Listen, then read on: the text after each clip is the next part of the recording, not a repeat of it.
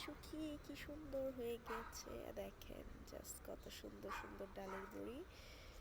এগুলো তরকারিতে দিলে তো অবশ্যই তরকারি মজা হবেই। দেখেন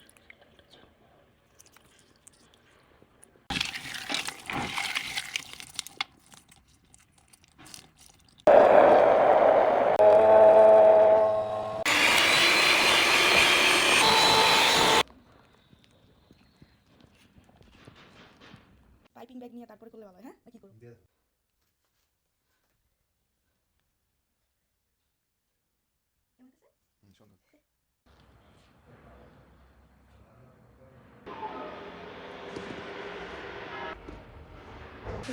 কি অবস্থায় আছে শুকাই যেতেছে। এই তো আমার ডালের বড়ি শুকিয়ে কি সুন্দর হয়ে গেছে, দেখেন জাস্ট কত সুন্দর সুন্দর ডালের বড়ি। এগুলো তরকারিতে দিলে তো অবশ্যই তরকারি মজা